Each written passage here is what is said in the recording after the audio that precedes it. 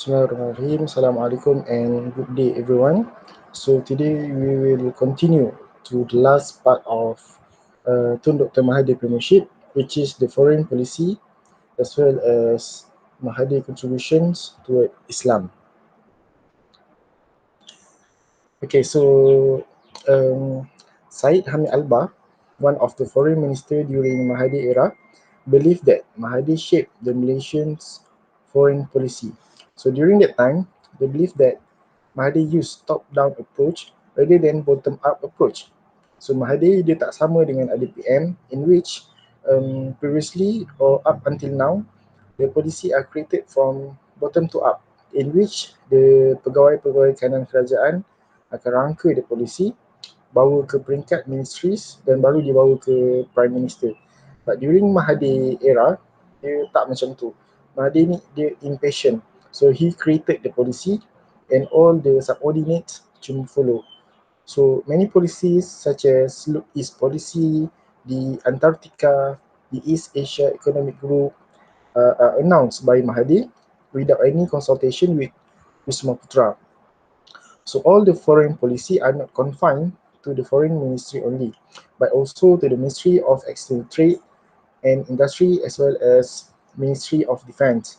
So at the beginning of his premiership, he started to show he is favorable to Japan as well as South Korea, in which he shifted the direction on how people look the Western country for development to the east, like Japan and South Korea. And he was also bravely critiques the Dasar appetite in South Africa and later become a close friend with Nelson Mandela. Okay, for the participation of Malaysia in the international organization, Mahathir preferred multilateralism in its foreign policy, where he liked to involve and have diplomatic relations with many countries and not focusing only into one country. He more likely to endorse the principle of non-alignment and promoted neutralization, in which this country joined the negara-negara berkecuali so that they will be free from any dispute that happen.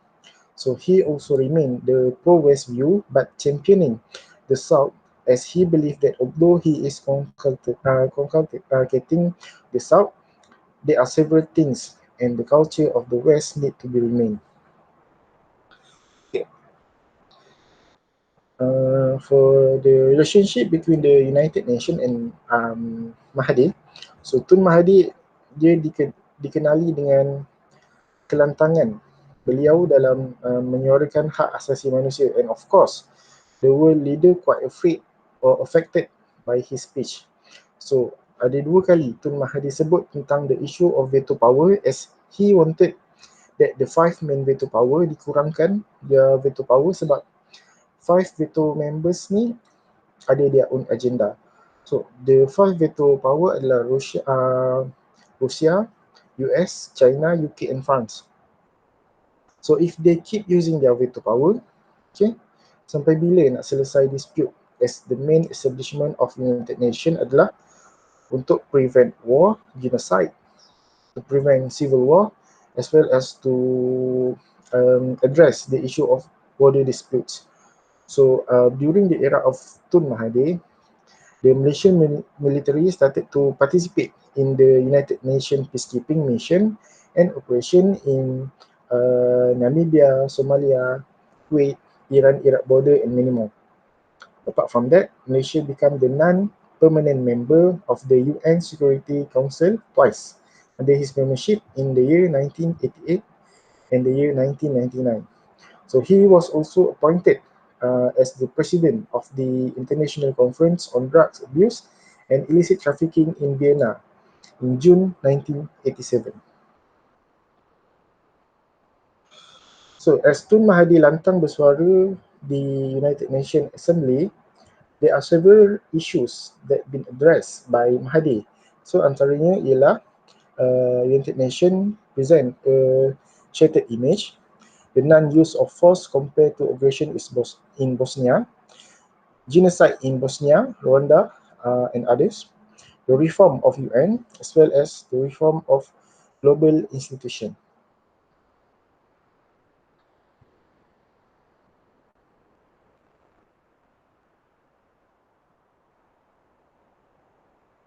Okay. Um,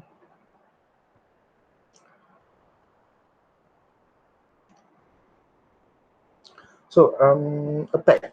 What is APEC?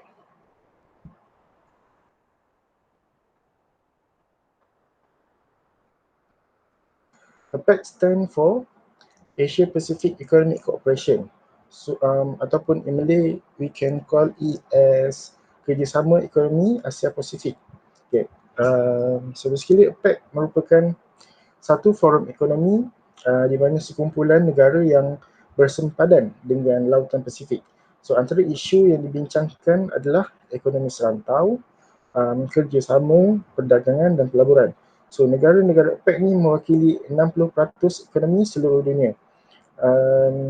So usually APEC mengadakan persidangan kemuncak setiap tahun yang dihadiri oleh ketua-ketua kerajaan setiap negara ahli. So supposedly tahun ni APEC dijalankan di Kuala Lumpur tapi ditunda due to COVID-19. Okay. So APEC ni merupakan satu forum untuk the 21 Rim Pacific country, okay, yang bertujuan untuk menggalakkan perdagangan bebas dan kerjasama ekonomi di seluruh rantau Asia Pasifik. So, ia telah ditubuhkan pada tahun 1989 sebagai tindak balas kepada pergantungan yang semakin meningkat terhadap ekonomi. Selain daripada itu, ia telah ditubuhkan juga untuk sebagai tindak balas terhadap kemunculan blok perdagangan serantau di bahagian-bahagian lain di dunia,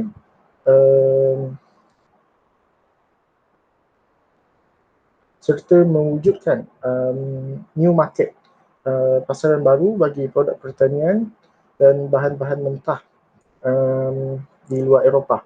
So APEC juga berusaha untuk increase, meningkatkan taraf hidup dan tahap pendidikan melalui pertumbuhan ekonomi yang mapan, dan juga untuk memupuk semangat kemasyarakatan serta menghargai kepentingan bersama dalam kalangan negara-negara Asia Pasifik.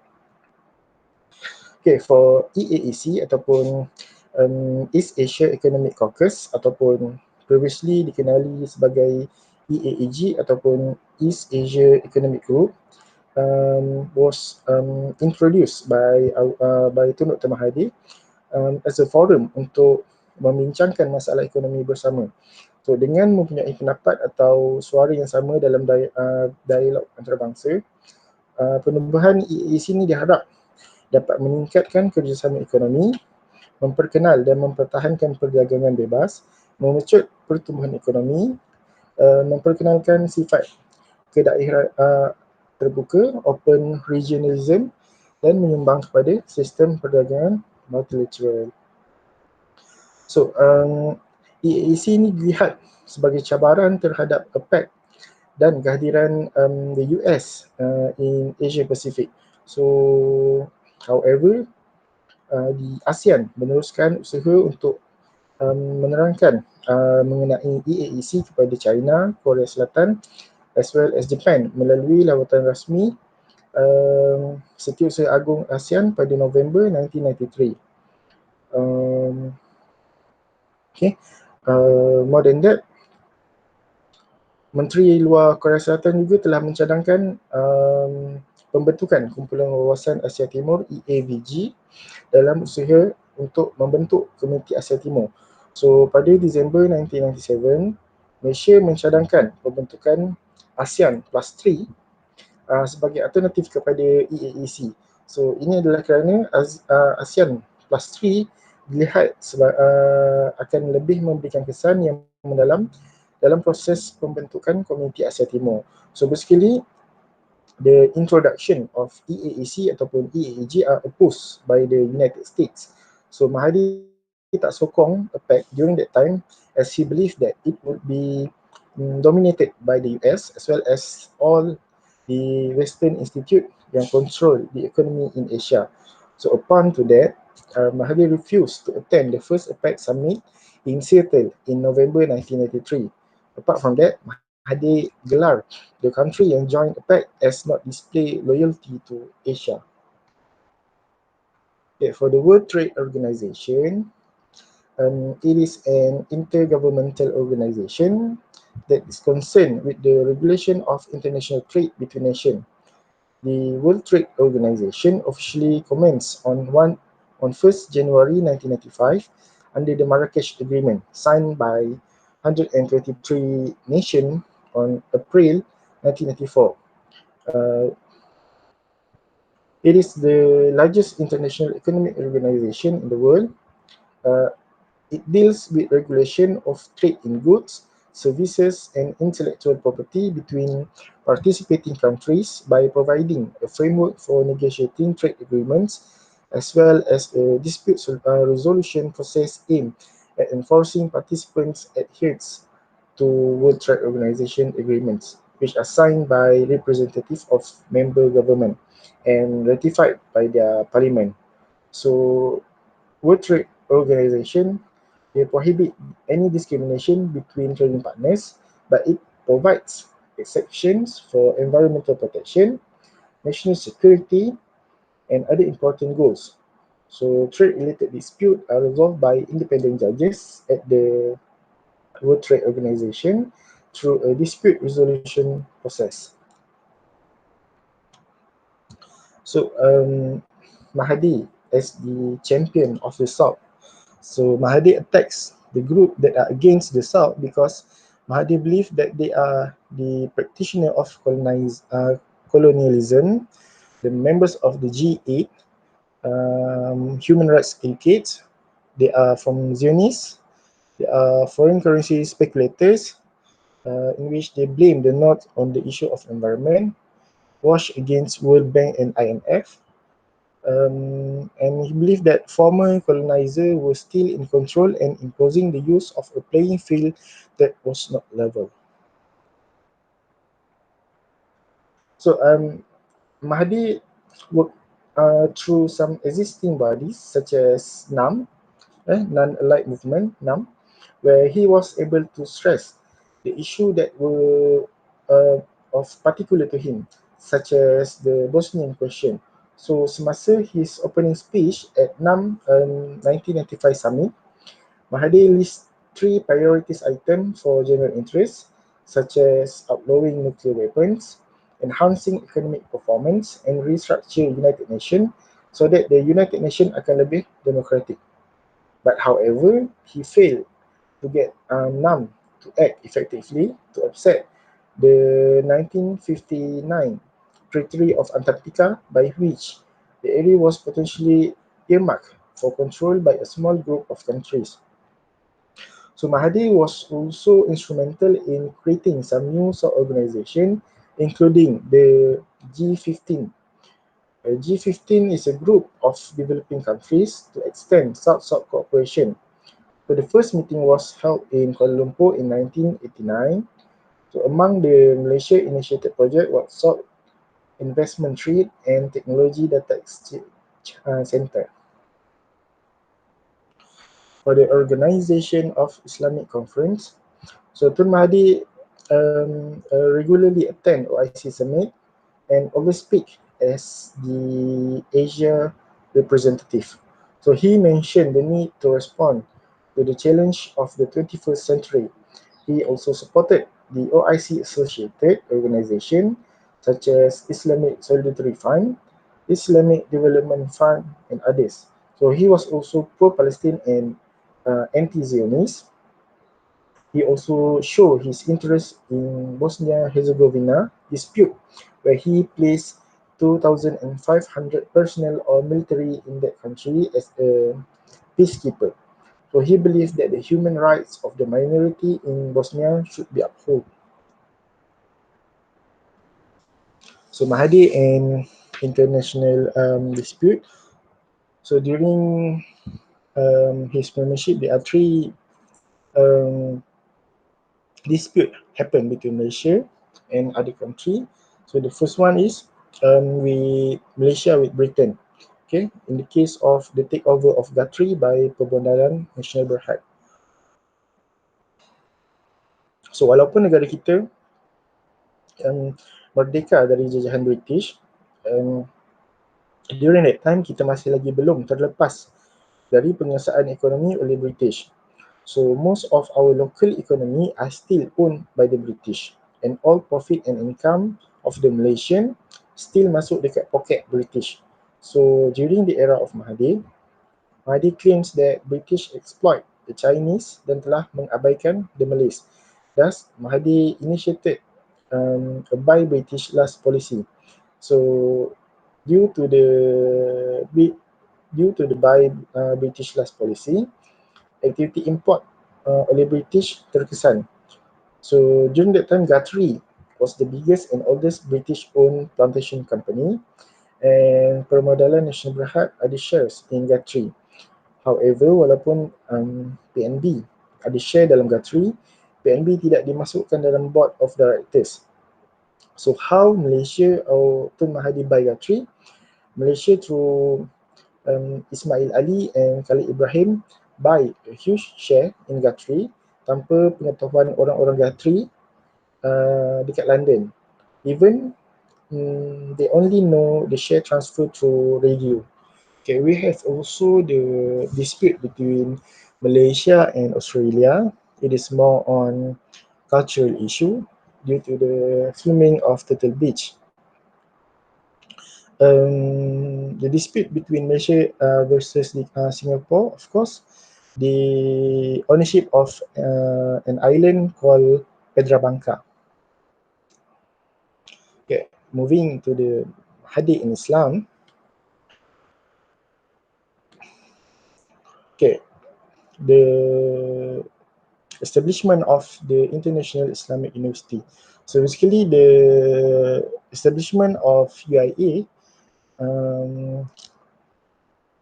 is to boost UMNO's Islamic credential. So this idea was presented a week before the general election, so that it will attract the Malay to give their vote, to give their support to the UMNO. So the main objective of the International Islamic University is they want to retain balance of values, accepting goods from the West, which they want to hold firmly to Islamic values. So they want to inculcate and nurture the Islamic values in Malaysia. So it is necessary to have an international Islamic university in a Muslim country to provide facilities for learning, especially to the Malays and the Muslim.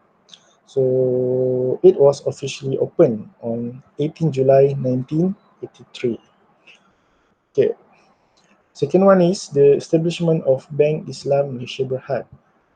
So it was announced on 6 July 1982 and formally opened in 1st July 1983.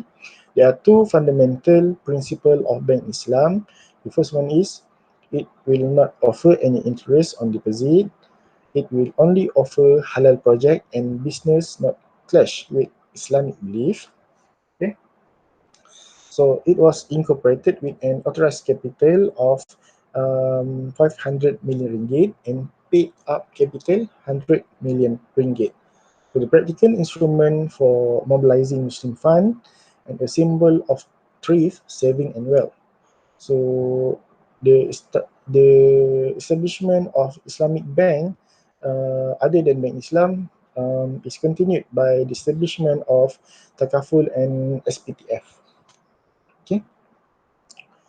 The inculcation of Islamic values in administration.